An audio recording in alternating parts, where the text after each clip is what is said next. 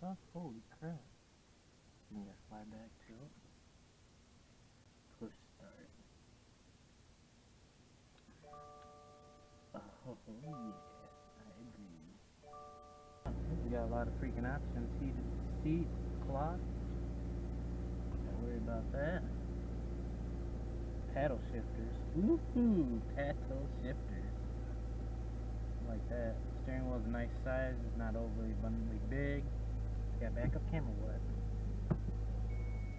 Oh yeah, backup cam. That's good. What's going on, guys? Oh, what? I was supposed to go first. Anyways, go ahead. What's going on?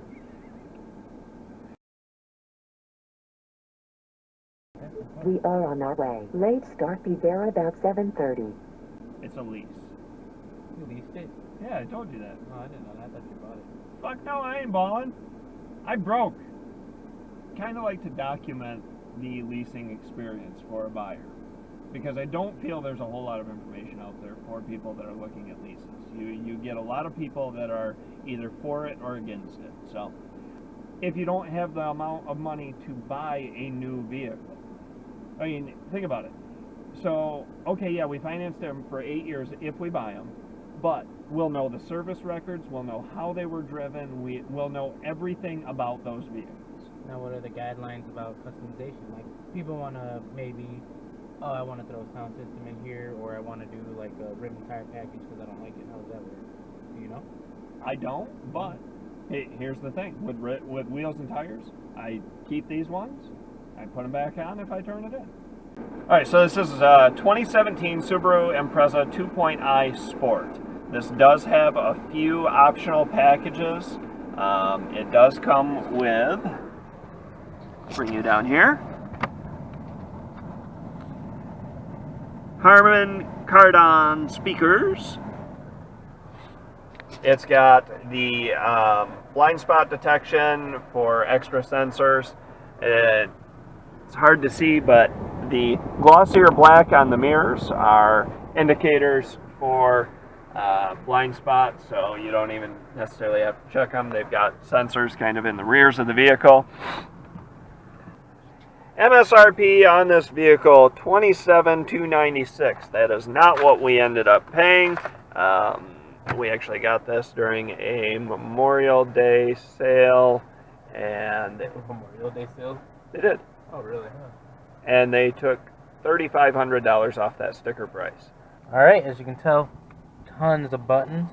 Clearly labeled, of course, because it's a brand new freaking car. But over here, you have your volume controls for your radio. You can select your source, which would be like radio, Pandora. Oh, let me turn that down. I'm sorry about that. Left and right, that's switch tracks. This info button earlier, we went in the video. If you click this button right here, you'll be able to,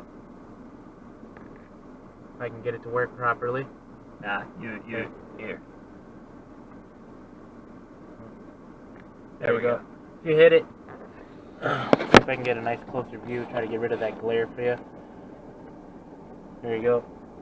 You can switch all the type of information. It's an information screen, or your central information screen. Gives you engine temp, oil temp, you know, average miles per hour, things like that. You can set it probably, I don't know why it says New York, but I think major cities you can set the whatever time the sun rises and stuff like that. But that's what that feature does. Over here, I'm not exactly sure what these buttons actually do. These would probably be cruise control on and off. This would be, decrease speed. No, this would be. This might be increase and decrease distance from the car, because it does have a central setting for going forward and back for lane departure and all that. Yeah, this would be turning lane departure on and off, which would slightly correct the steering wheel, which was a very scary thing to try out yesterday. But go on. Alright, then you got your accelerate, then, you know, decelerate. I don't know if that's a word or not. You also got more buttons located down here in the bottom half of the steering wheel. This also is another command center option over here in your ICU or your cluster, whatever you want to call it. has different variations, average mile per hour, average, you know, fuel consumption, and, you know, some more information there. This one is a keyless entry And start. start. Now, something that needs to be noted, I'm sure that people with these keyless remotes have run into the issue where the battery dies and you're locked out of your car. Subaru has a fix to that, and that fix is actually right here. You push this button and you can get in your vehicle.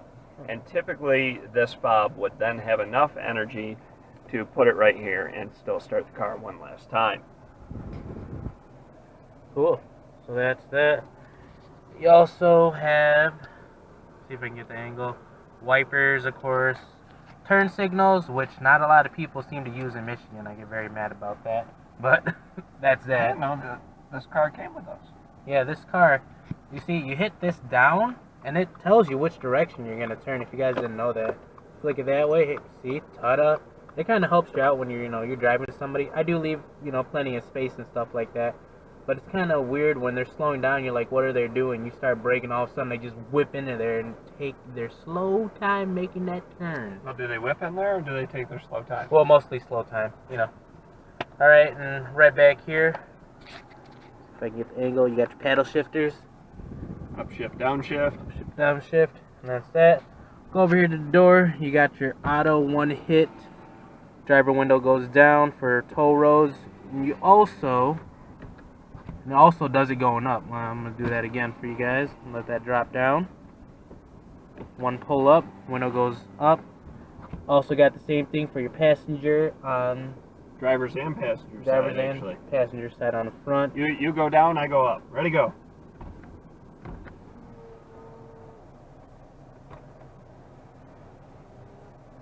So that's that. You also got locks, so nobody can control or open the window besides you. So if you feel like, playing a prank and going through the car wash and rolling the windows and locking it and letting them get wet, you can do that. I don't advise doing that in the inside new car, though. Yeah, you never know. Some people are ding-dongs. That's that. You also got some more options right down here for traction control, dimmer switch for your cluster, and some more blind spot monitoring. You can turn that off and turn that on down there. More options up here. I'll start talking about some of these. This is a lane departure warning. This would be an imminent collision. If somebody slams on their brake, the car will give you warning. You can turn those off. This car is equipped with a moonroof. You can either tilt or you can do a full slide back, which is auto, and then you do have a diffuser that pops up. Ooh, the fin. Ooh, so fancy. And it is one touch to bring it forward. Now, talking about more controls. Who thought there'd be more? You have garage doors that you can have this equipped with. Oh, wow, so fancy. And honestly, I didn't know that all this stuff was in here until I got home yesterday. And I was like, oh my gosh, how much is in here? So yes, it looks like there's 3 garage doors that you can control. Auto dimming mirror, so you can turn it on and off with the power button here. And then as far as going to the control head or the unit, is that the unit? That's a unit. There's different apps that you can have downloaded on your phone. Subaru Starlink, I didn't really like that, so I uninstalled it from my phone. Aha, which is a music app. Travel-Link, I have to imagine is GPS, and Pandora. Media, start music, okay, radio, and then you've obviously got, oh, sorry, we're going to mute that. You've got AM, FM, SXM. So that's kind of the driver's seat. Let's go ahead and talk about some accents in here that I like. I do like the look of the carbon fiber here. I realize that it's not real carbon fiber, but I like the accent that it gives off. That, and you've got it in the instrument cluster as well. The AC seems to blow pretty cold, to be honest. The Legacy AC is freezing. When Ashley and I went for a test drive in that, it got cold in there. I actually had to turn it off. Chucking ice cubes at me, stop it! So that's inside the driver's seat and the passenger seat, and it seems like we've been babbling on about this. You wanna get to the back seat in the trunk? Hold up. A few more things. You got your heater control head right here. It looks like you got your side mirrors defrost. That's probably them. So this is your heater control head right here. You got your side mirror defrost. So for those over there, during the winter you don't got to worry about ice and snow or sleet or whatever getting frozen up on there. So you got your rear and defrost, hit the center button. Of course you got your face and feet, defrost and feet, and your main defrost button. You got your recirculation mode from drawing air from the inside. You can hit it out and draw air from the outside. And your hot and cold and your AC button right here. Down over here, you got your shifter, of course. Heated seats. You got high and low. These are cloth seats that are heated, believe it or not. Cup holders. 2 standard cup holders. You also have another cup holder in your driver's side door panel, and another cup holder in your passenger side. The long goes for the rear. You got one back there and one back there. Into the center console real quick, we'll dive in. You also got two USB connections. You can use an aux cable if you're running an iPod or whatever like that. And you got your standard cigarette lighter right here. I'm assuming 12 volt, probably constant or non-constant power, and another 12 volt right here for constant and non-constant. Not sure what they are, but that's something that we can determine later if you guys got any questions on it. Also, with the interior, nice red stitching. I really like that. It makes it pop out. Just really nice. But like Eric said a moment ago, we're going to dive into the passenger seat, talk about the trunk space, and take a look at the engine bay. So, engine bay. Talk about ease of access.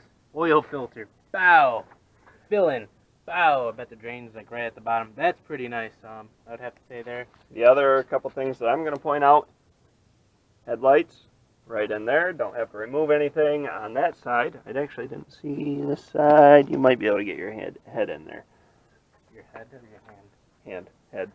Oh. So anyway, guys, that's the first look at the Subaru Impreza. This is a 2017 Sport 2.0i all-wheel drive in Island Blue Pearl, I believe is the proper color term. But stay tuned until next week for the test drive, our first impressions of that and how it handles, and we'll catch you later. Nope, not yet, but don't forget, June, we're doing a live... June 24th, live stream. Yep, live stream. 8 p.m. Eastern Time. Yep, PS4. Go ahead, hop on our channel.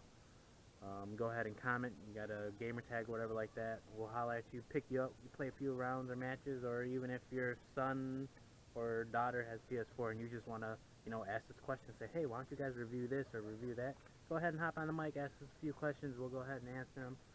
Jot some notes down if you guys want us to review whatever it may be, or take a look at, or do whatever before you go out and actually spend that money and give you our first impressions. So thanks again, man, or guys, or women, or people.